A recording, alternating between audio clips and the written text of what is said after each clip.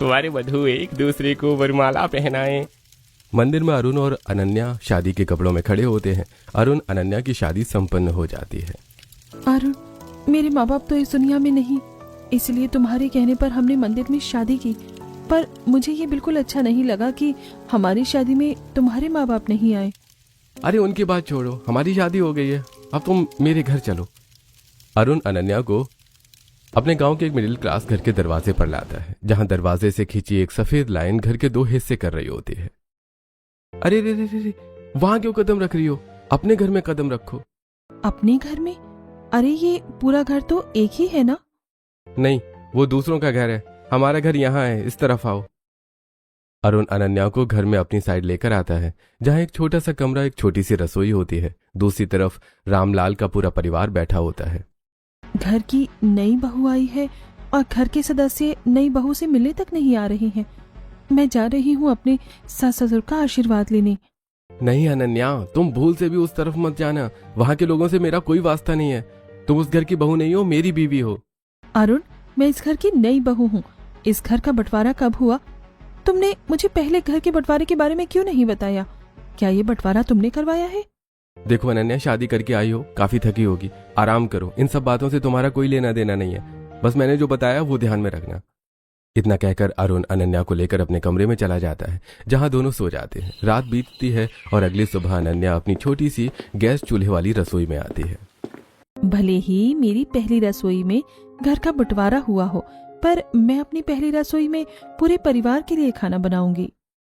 Mummy जी, आज खाने में क्या बनाऊं? मेरा मन नहीं है खाने का, मैं खाना नहीं खाऊंगी। मुझे अच्छे से पता है, गर्मी में बंटवारे में नई बहू पहली रसोई बना रही है। शारदा ये देख नहीं पा रही है। ये रसोई है या भट्टी? मुश्किल से 15 मिनट हुए होंगे और पूरी रसोई आग उगलने लगी है। अनन्या, अगर खाना बन गया हो तो मेरा ब्रेकफास्ट दे दो। बस अरुण, थोड़ी देर रुक जाओ। अनन्या, तुम्हें बिल्कुल भी सेंस नहीं है ना? मुझे ऑफिस जाना है, फिर भी तुम इतनी देर कर रही हो। अरुण की नाराजगी से अनन्या और तेज हाथ चलाने लगती है, पर तभी गैस चूल्हा बुझ जाता है। हे भगवान, एक तो इतनी गर्मी और घर में बंटवारे की वजह से कोई मदद करने वाला भी नहीं है, ऊपर से गैस खत्म हो गई है। अनन्या अरुण के पास आती है। अरुण, गैस खत्म हो गया है, दूसरा सिलेंडर लगाओ। मैं क्या सिलेंडर वाला हूँ जो एक खत्म हो गया है तो दूसरा ला कर दूं? जब सिलेंडर खत्म होने वाला था तो तुमने दूसरा सिलेंडर क्यों नहीं मंगवाया? मैं अपनी पहली रसोई में इतनी गर्मी में कितनी तरह के पकवान बना रही हूँ, अब वो सारे मैं कैसे बनाऊंगी? किसने कहा था तुम्हें पहली रसोई में तरह तरह के पकवान बनाने को? तुम्हारी वजह से ही गैस सिलेंडर खत्म हुआ है। अब मुझे नहीं पता, चाहे जैसे भी जल्दी से मेरा नाश्ता और लंच तैयार करके दो। हे भगवान, अब तो सिर्फ एक ही रास्ता बचता है, चूल्हा जलाकर खाना बनाना। अनन्या घर के बाहर आती है और तेज धूप में 4 ईंटें लगाकर लकड़ियां जलाकर खाना बनाना शुरू करती है। तभी कुछ पड़ोसने अनन्या को देखती हैं। अरे शारदा की नई बहू, ये मिट्टी के चूल्हे पर खाना क्यों बना रही है? पहली रसोई प्रसाद की तरह होती है ना, इसलिए मैं मिट्टी के चूल्हे पर खाना बना रही हूँ ताकि भगवान को भी चढ़ाया जा सके। घर के अंदर बैठे सभी लोग अनन्या का जवाब सुनते हैं और मन में खुश होते हैं। वहीं थोड़ी देर में अनन्या चूल्हे पर सारा खाना बनाकर पसीने से तरबतर घर आती है और अरुण को खाना खिलाती है। अरुण, तुम खाना खाओ, मैं अभी आती हूँ। अनन्या एक थाली में सारा खाना परोस कर घर में खिंची लाइन के पास आकर खड़ी हो जाती है। मम्मी जी, पापा जी, मैंने अपनी पहली रसोई बना ली है, आप लोग चक्कर बताइए कैसी बनी है। मम्मी जी, पापा जी, जेठानी जी, आप लोग मेरी बात तो सुनिए, कोई मुझे जवाब तो दीजिए। कोई अनन्या की बात का जवाब तक नहीं देता है। ये देखकर अनन्या लाइन की दूसरी तरफ थाली रख देती है। अच्छा, मेरे हाथ से आप लोग खाना नहीं लेंगे, पर अब तो खाना आपकी तरफ है। अब तो मेरी पहली रसोई का खाना चक्कर बताइए ना, कैसा बना है? शारदा अनन्या की रखी थाली उठाती है और अनन्या के हाथों में पकड़ा देती है। मैं अन्न का अनादर नहीं करना चाहती, वरना ये खाना तुम्हारे पति के मुंह पर फेंक कर मारती। हमें कोई शौक नहीं है किसी बड़े बाबू की बीवी के हाथ की पहली रसोई के खाने को खाने का। बाबू साहब ने बड़ी मेहनत से ये सारा सामान खरीदा होगा, तो बाबू साहब को ही खिलाओ। करवाली ना बेइज्जती, अब चुपचाप वापस चली जाओ और खाओ अपनी पहली रसोई। मैंने मूंग दाल का हलवा, दही बड़े, कचौड़ी, पुलाव, गुलाब जामुन, जलेबी, क्या कुछ नहीं बनाया अपनी पहली रसोई में, पर किसी ने एक झलक देखा तक नहीं। आखिर ऐसा क्या किया है अरुण ने जो सब अरुण से इतना नाराज है? और गलती किसकी है, मेरे पति की या मेरे ससुराल वालों की? और मेरे ससुराल में ये बंटवारा कैसे हुआ? ऐसे ही कुछ दिन बीतते हैं। एक दिन अनन्या तेज धूप में 2 बड़ी बाल्टियां लेकर घर से दूर सरकारी नल के पास जाती है और दोनों बाल्टियों में पानी भरती है। इतना बड़ा ससुराल है मेरा, पानी की पूरी व्यवस्था है, उसके बाद भी सिर्फ बंटवारे की वजह से मुझे घर से इतनी दूर पानी लेने आना पड़ता है। 2 बाल्टियां ही सही, पर इतनी दूर से इतनी तेज धूप में ये 2 बाल्टियां ले जाने पर मेरे कंधे उखड़ने लगते हैं। किसी तरह अनन्या पानी से भरी दोनों बाल्टियां लेकर अपने रसोई में आती है। भारी बाल्टियां लाने की वजह से अनन्या की हथेलियां लाल हो जाती हैं और हाथों में झंझनाहट होने लगती है। एक तो इतनी गर्म रसोई, ऊपर से छोटी छोटी चीजों के लिए मुझे इस गर्मी में दौड़ लगानी पड़ती है। ऐसे कुछ दिन बीतते हैं। एक दिन अनन्या घर के बाहर रस्सी पर अपनी साड़ी फैला रही होती है, तभी कुछ पड़ोसनें वहां आती हैं। अरे बहू, तू यहाँ साड़ी सुखा रही है? तू अपनी ननंद की सक्सेस पर खुश नहीं है क्या? आंटी, मेरी ननंद सक्सेस हो और मैं खुश ना हूँ, ऐसा कैसे हो सकता है? पर आपने ऐसे क्यों पूछा? अरे वो तेरी ननंद ने पूरी यूनिवर्सिटी में टॉप किया है और अखबार में उसकी फोटो भी छपी है। इसकी खुशियां मनाने की जगह तू यहाँ साड़ी सुखा रही है तो पूछूंगी ही ना। अच्छा, तो इसीलिए सुबह सुबह ही मेरा पूरा ससुराल घर से कहीं निकल गया है। अरे बहू, तू अपने पहले रसोई में जलेबी और रसगुल्ले बना रही थी ना, बड़े अच्छे महक रहे थे। तेरी ननंद ने यूनिवर्सिटी में टॉप किया है, इतनी बड़ी खुशी है, मुंह मीठा नहीं कराएगी? क्यों नहीं, मैं आप सबका मुंह मीठा कराऊंगी। थोड़ी देर रुकिए, मैं अभी सबके लिए मिठाई बना कर लाती हूँ। अनन्या अपनी रसोई में आती है और गैस चूल्हा जलाकर प्रीति के टॉप आने की खुशी में जलेबी और रसगुल्ले बनाना शुरू करती है। तभी पूरा परिवार मंदिर से वापस लौटता है। बुआ बुआ, तुम ना अपनी यूनिटी स्कूल में रोज टॉप किया करो। अरे पगली, वो यूनिवर्सिटी होती है, पर तू मुझे यूनिवर्सिटी में रोज टॉप करने के लिए क्यों कह रही है? ताकि रोज पापा मुझे नए नए मंदिर घुमाने लेकर चले, मुझे बड़ा मजा आता है। अरे मेरी प्यारी लाडो, तू इतनी प्यारी बातें करती है ना कि जी करता है तेरे सारे सपने पूरे कर दूं। पर क्या करूं, तेरे पापा के पॉकेट में आजकल पैसों की तंगी चलती है। एक बच्ची पालने तक की औकात नहीं है इसकी, और अनन्या की पहली रसोई में मुझे ताने दे रहा था। मेरे पूरे ससुराल में खुशियों का माहौल है, पर बंटवारे की वजह से नई बहू को कोई पूछ तक नहीं रहा है। पर मैं तो अपनी प्यारी ननंद की सक्सेस की खुशियां मनाऊंगी। अनन्या सभी आस पड़ोस को प्रीति के यूनिवर्सिटी में टॉप आने की खुशी में अपने हाथ की मिठाई खिलाती है। ऐसे कुछ दिन बीतते हैं और एक दिन प्रीति हॉल में कुछ कपड़े लेकर बैठी होती है। क्या हुआ प्रीति बेटी, तू इतने सारे कपड़े लेकर परेशान क्यों बैठी हुई है? पापा जी, ननंद जी की यूनिवर्सिटी से ननंद जी को सम्मान लेने के लिए बुलाया गया है और इन्हें समझ नहीं आ रहा है कि कौन सी ड्रेस पहनकर जाए। पापा, मैंने टॉप किया है तो अब कुछ अच्छा ही पहनकर जाना होगा ना। आप बताइए, इनमें से कौन सी ड्रेस अच्छी लगेगी? अरे बेटी, जिंदगी में पहली बार तेरी माँ को पसंद किया था और जिंदगी की पहली पसंद ही गलत निकली। इसलिए तू अपने कपड़े खुद ही पसंद कर ले। हाँ हाँ, बन गया मस्करे, खुश हो जाओ। इस उम्र में भी मेरे सास ससुर की ये प्यारी नोकझोंक कितनी अच्छी लगती है। वैसे मैं अगर सीधे ननंद जी के कपड़ों के बारे में उन्हें बताऊंगी तो शायद ननंद जी न पहने। इशारे में बताती हूँ। अनन्या अपना फोन निकालती है और फोन में देखते हुए कहती है, अच्छा, तो फेयर स्किन टोन पर डार्क कपड़े पहनने चाहिए और अगर इवेंट हो तो इवनिंग गाउन टाइप कुछ पहनना चाहिए। लिख लेती हूँ, कभी अरुण के ऑफिस में पार्टी या इवेंट होगा तो काम आएगा। हाँ जी आप लोग, मैं अपनी दोस्त से ही पूछ लेती हूँ कि मुझे क्या पहनना है। प्रीति अपने सारे कपड़े लेकर कमरे में जाती है और ब्लैक इवनिंग गाउन पहनकर बाहर आती है। ये देखिए आप लोग, यूनिवर्सिटी के सम्मान समारोह में ये ड्रेस सबसे बेस्ट रहेगी। नहीं, बिल्कुल नहीं, कोई रंगीन कपड़े पहन। इतनी खुशी के माहौल में क्या काला रंग पहन रही है? पर मम्मी, ये मेरे ऊपर अच्छा लग रहा है। तेरे जिन बड़े लोगों की पसंद है ना, ये सिर्फ उन लोगों पर ही अच्छा लगेगा। तो दूसरे कपड़े पहन। शारदा जबरदस्ती प्रीति को दूसरे कपड़े पहनवाती है और शाम के वक्त पूरा परिवार सम्मान समारोह के लिए निकल जाता है। क्या फायदा हुआ अपनी बेइज्जती करवाकर? हाँ, मम्मी ने नहीं पहनने दिए ना तुम्हारी सजेशन वाले कपड़े प्रीति को। वही तो, आखिर ऐसा क्या हुआ है मेरे ससुराल में जो नई बहू की पहली रसोई में ही घर का बंटवारा हो गया और कोई भी नई बहू से बात तक नहीं कर रहा है? कुछ भी हुआ हो, पर तुम ये समझ जाओ कि तुम्हें उनके लिए ना कुछ करना है ना उनसे बात करनी है, और ये बार बार उनसे घुलने मिलने की कोशिश करना छोड़ दो। अरुण इतना कहकर घर से निकल जाता है। कम उम्र में ही मेरे सर से माँ बाप का हाथ हट गया। मैंने सोचा था कि ससुराल में मुझे सास ससुर के रूप में माँ बाप मिल जाएंगे, पर यहाँ तो मेरा ससुराल 2 टुकड़ों में बटा हुआ है। ऐसे कुछ दिन बीतते हैं और एक शाम नीलम और अनन्या पसीने से भीगी अपनी रसोई में खाना बना रही होती हैं। तभी घर की बिजली कट जाती है। एक तो पहले से ही मेरी रसोई में इतनी गर्मी होती है, ऊपर से अब ये बिजली भी कट गई। अरे प्रीति जरा देखना, सिर्फ हमारे घर की बिजली कटी है या पड़ोसियों के घर की भी बिजली कटी है? पापा सिर्फ हमारे घर की ही बिजली कटी है, पड़ोस की आंटी के घर की लाइट तो चल रही है। अनन्या, तुमने इलेक्ट्रिसिटी बिल भरा था? नहीं, मैंने इलेक्ट्रिसिटी बिल नहीं भरा था। क्यों नहीं भरा था इलेक्ट्रिसिटी बिल? अब मैं क्या गर्मी में सोऊंगा? एक काम तुमसे सही से नहीं होता है ना, अब रात भर तुम ही मुझे पंखे से हवा करोगी। अरे पड़ोस में बिजली है और हमारे घर में बिजली नहीं है, ऐसा कैसे हो सकता है? वो मैं बिजली बिल भरना भूल गई थी, शायद इसी वजह से बिजली विभाग वालों ने बिजली काट दी है। नीलम, तुम्हें अच्छे से पता है ना कि गर्मी कितनी बढ़ गई है और तुमने बिजली बिल भरवाने में इतनी लापरवाही की। अरे कल मुझे फैक्ट्री भी जाना है, अभी गर्मी में कैसे सोऊंगा? बाकी सब कैसे सोएंगे?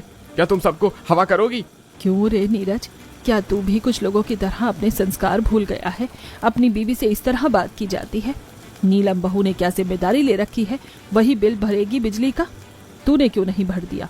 और बहू, तुझे क्यों हवा करेगी? बहू तेरी बीवी है या नौकरानी? माफ कर दो माँ, गलती हो गई। गर्मी ज्यादा है इसलिए मुंह से निकल गया। अरे गर्मी क्या सिर्फ तुझे लग रही है, हमें भी तो लग रही है। हमने तो कुछ नहीं कहा। औरतों से इज्जत से बात करना सीख। और भैया, इसमें इतना नाराज होने की क्या बात है? आप ऑनलाइन बिजली का बिल भर दीजिए, थोड़ी देर में खुद ब खुद बिजली आ जाएगी।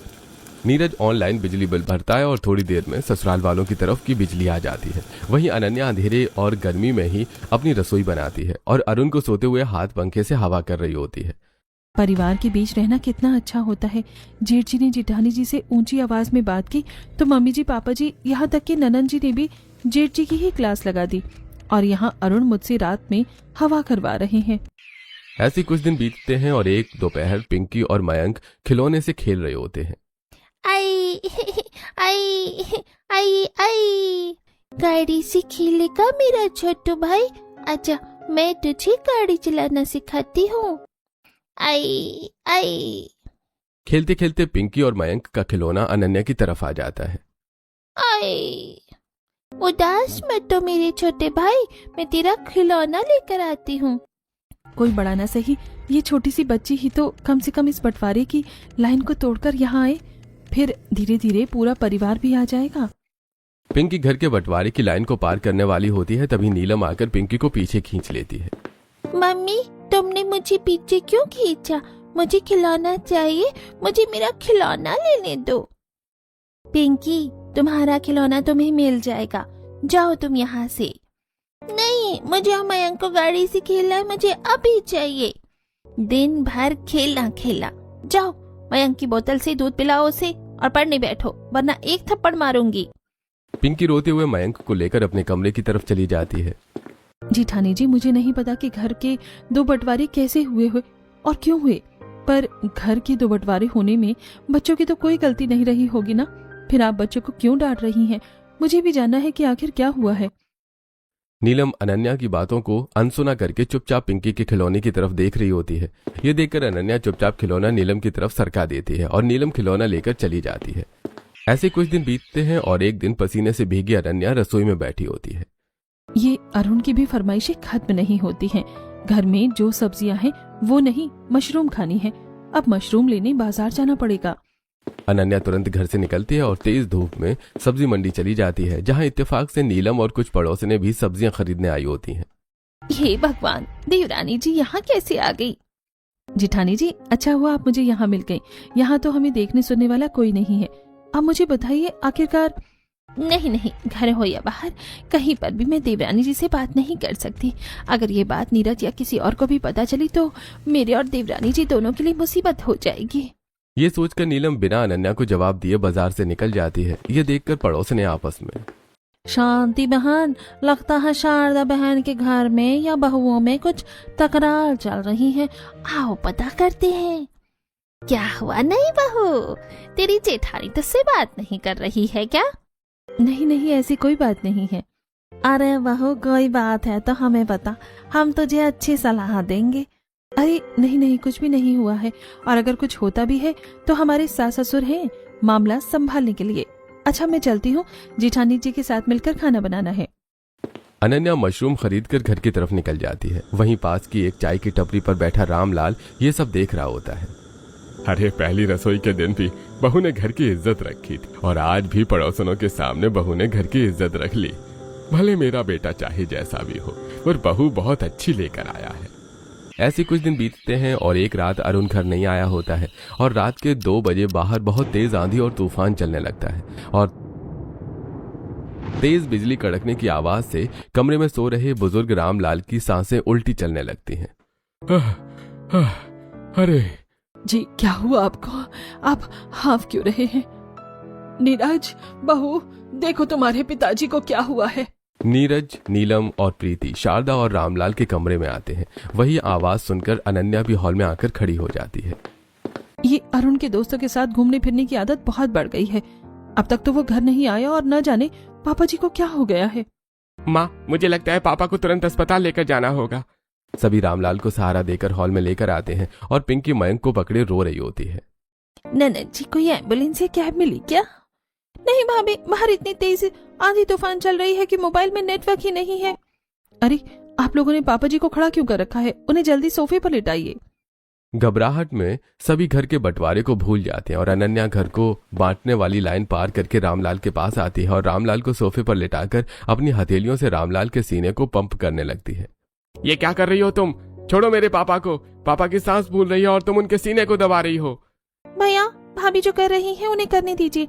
मेरी यूनिवर्सिटी के कुछ मेडिकल स्टूडेंट भी ऐसा ही करते हैं। अनन्या के प्राथमिक उपचार से रामलाल को तुरंत राहत मिलती है। अरे बस बहू, अब मेरी सांसें सही चलने लगी। जिस तरह कुछ छोटे बच्चे तेज बिजली की आवाज से घबरा जाते हैं, उसी तरह उम्र होने की वजह से पापा जी भी नींद में घबरा गए होंगे, जिसकी वजह से उनकी सांस अटक गई थी। पर अब ये ठीक है जी। इतना कहकर अनन्या अपने कमरे की तरफ बढ़ने लगती है। मुझे माफ कर दो। मैंने पहली रसोई के दिन भी तुम्हें डांटा था और आज भी तुम्हें डांटा। जेठ जी, आप मेरे पति के बड़े भाई हैं, यानी पिता समान हैं। आप मुझे डांट भी सकते हैं और अगर मेरी गलती हो तो मुझे सजा भी दे सकते हैं, पर बिना ये जाने कि मुझे किस गलती की सजा मिल रही है, मैं अपनी गलती से सीखूंगी कैसे?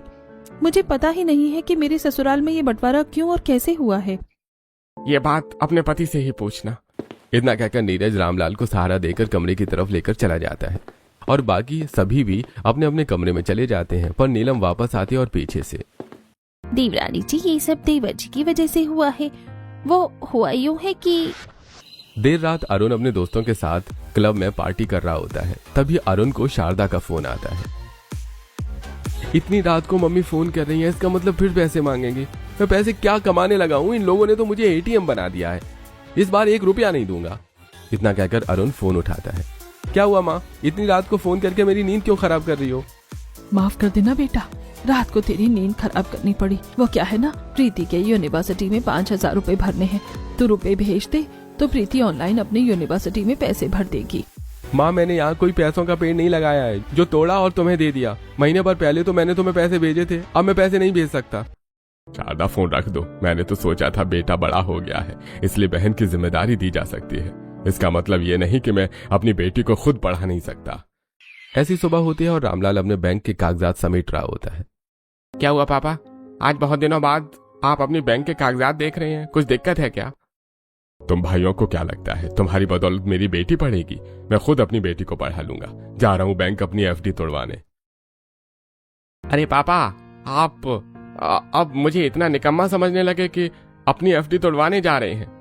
प्रीति, तू थोड़ी देर रुक जा, मैं तुझे पैसे भिजवाता हूँ। नीरज अपनी फैक्ट्री के मालिक से एडवांस पैसे लेकर प्रीति को भिजवाता है और ओवर टाइम करके महीने का खर्च चलाता है। और इतना ही नहीं, जब देवर जी घर आए तब भी उन्होंने नहीं करूंगा मैं आपकी पसंद से शादी। मुझे जो लड़की पसंद आएगी मैं उसी से शादी करूंगा। अरे ठीक है, तू अपनी पसंद से शादी करना, पर जब हमने तेरे रिश्ते की बात चलाई थी तब तुझे मुझे बता देना चाहिए था। मैंने तो लड़के वालों को जुबान दे दी थी ना, पर उसकी चिंता नहीं है, मैं उनसे बात कर लूंगा। तो क्या मुझ पर मेहरबानी करेंगे जो इस तरह बोल रहे हैं? छोटे, ये तू पापा से कैसे बात कर रहा है? छोटे? अरे आप छोटे और आप जैसे छोटे लोग मुझे सर बुलाते हैं, मेरे आगे पीछे दुम हिलाते घूमते हैं। आज से मुझे छोटे मत कहिएगा। लगता है तुझे अपने ओहदे और पैसे का घमंड हो गया है, इसलिए तू हमारे परिवार के संस्कार और बड़ों का लिहाज करना भूल गया है। मैं घमंड क्यों न करूं? ये पूरा घर मेरे पैसों से तो चलता है और आप लोगों को पैसों का लालच है। नहीं चाहिए मुझे तेरा 1 रुपया, निकल जा मेरे घर से। क्यों निकलूं मैं इस घर से? ताकि आप मेरी प्रॉपर्टी पर अय्याशी करें? मेरा भी हिस्सा है इस घर में। अरे मजबूरी है कि हम ये घर बेच नहीं सकते हैं, वरना अभी घर बेचकर तेरे पैसे तेरे हाथ में रख देता। तो प्रॉपर्टी का हिस्सा कर दीजिए, मुझे मेरा हिस्सा दे दीजिए, मैं वहां खुश रहूंगा, मेरा और आपका कोई वास्ता नहीं रहेगा।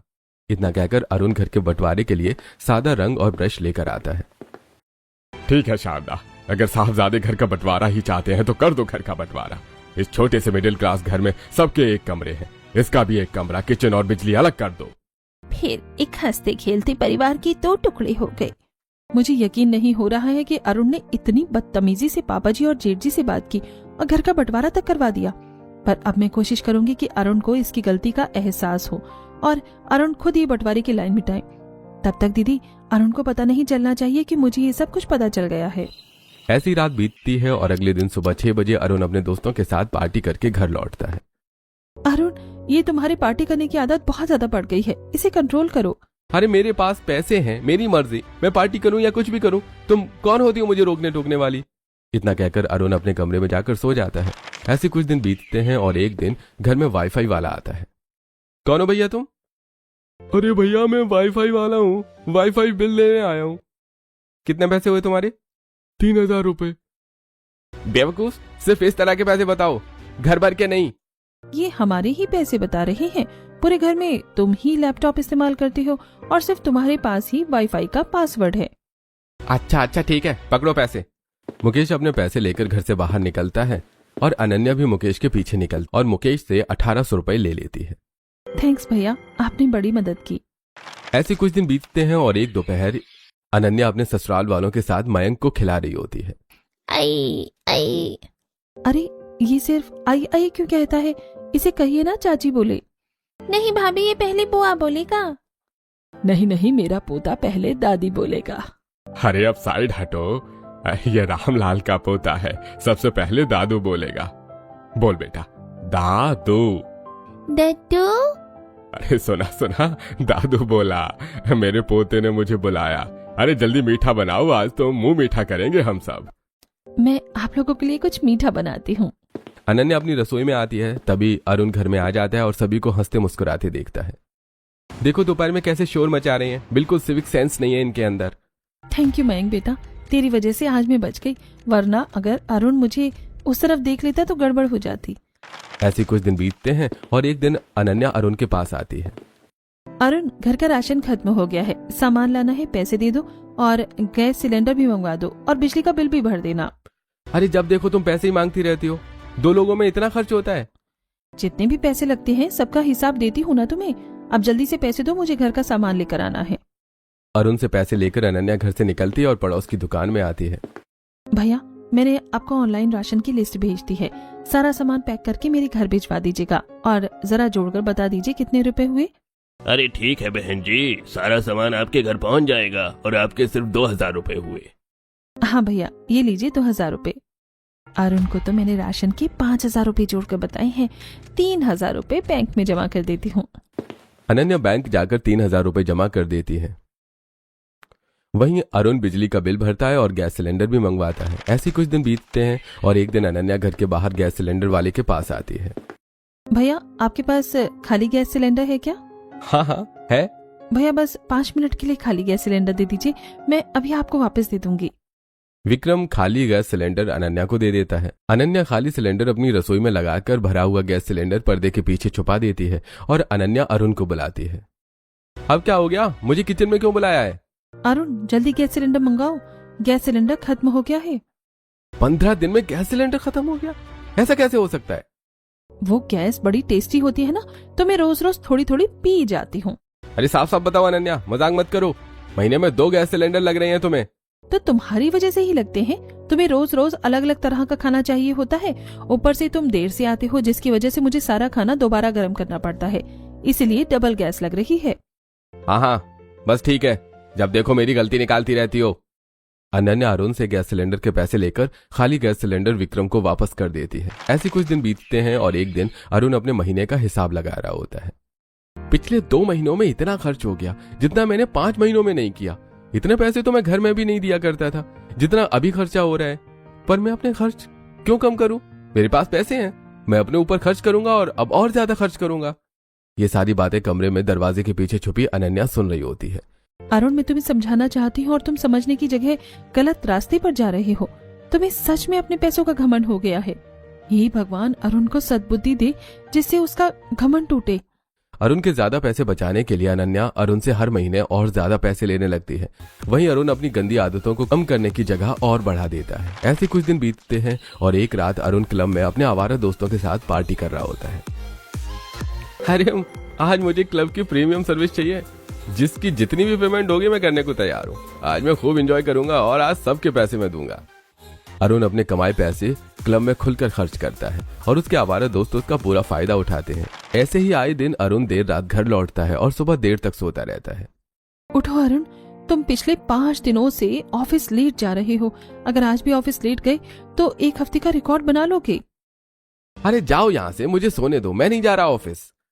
ऐसे कुछ दिन बीतते हैं, महीना पूरा होता है और अरुण की सैलरी आती है। अपनी सैलरी देखकर अरुण अपने मैनेजर आशुतोष के पास पहुंचता है। सर, इस मंथ मेरी सैलरी से 30% कट क्यों किया गया है? पिछले 1 महीने में ऑफिस लेट आने और बिना बताई छुट्टी करने में तुमने रिकॉर्ड बनाया है। अब उसके पैसे तो कंपनी तुम्हें देगी नहीं, इसी वजह से 30% सैलरी कट हुई है। पर 20% अगले महीने से काट लेंगे और अगर यही रवैया रहा तो अगले महीने तुम अपनी नौकरी हाथ से धो बैठोगे। अरुण अपनी पूरी सैलरी लेकर क्लब में अपने आवारा दोस्त राजेश के पास पहुंचता है। अरे क्या बात है भाई, चेहरा क्यों लटका हुआ है? अरे क्या बताऊं यार, इस महीने काफी खर्च हुआ है और सैलरी भी पूरी नहीं मिली है। अब इन पैसों से महीना तो नहीं कटेगा और अगर मैंने ये कह दिया कि मेरे पास पैसे नहीं है तो मेरी बेइज्जती हो जाएगी। अरे तेरे भाई के होते हुए तेरी बेइज्जती नहीं हो सकती। चल मैं अभी तेरे पैसे डबल करवाता हूँ। राजेश अरुण को लेकर क्रिकेट में सट्टे लगाने वाली जगह पर आता है। भाई देख, मैं जिस टीम पर बोलता हूँ तो उसी पर पैसे लगाना, तू पक्का जीत जाएगा। सच में? बोल किस पर पैसे लगाने हैं? अरुण राजेश के बताई टीम पर पैसे लगाता है और लगातार 3 बार जीत जाता है। अरे वाह यार, इतनी तो मेरी सैलरी भी नहीं जितने मैंने पैसे जीत लिए हैं। रुक, अभी मैंने मैनेजर के मुंह पर उसकी नौकरी दे मारता हूँ। इतना कहकर अरुण अपने मैनेजर आशुतोष को फोन करता है। मैनेजर, तूने मेरे पैसे काटे थे ना? नहीं करनी मुझे तेरी तुच्छ नौकरी, जा रख ले अपनी नौकरी। थैंक यू अरुण, अपना रेजिग्नेशन भेज देना।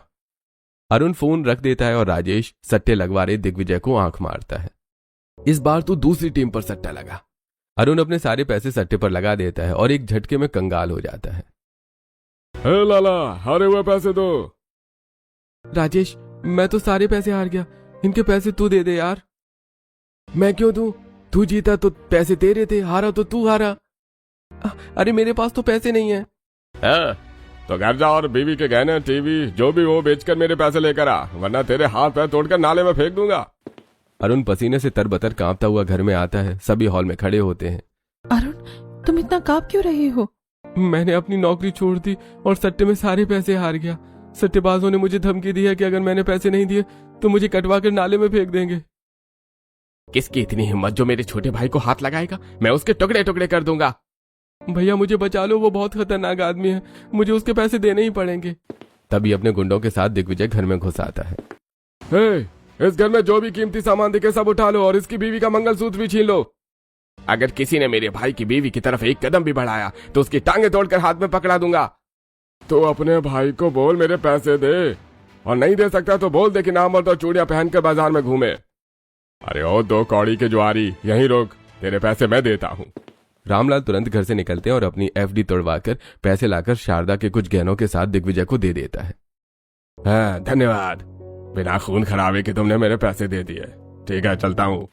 इतना कहकर दिग्विजय चला जाता है और अरुण रामलाल के पैरों पर गिर जाता है।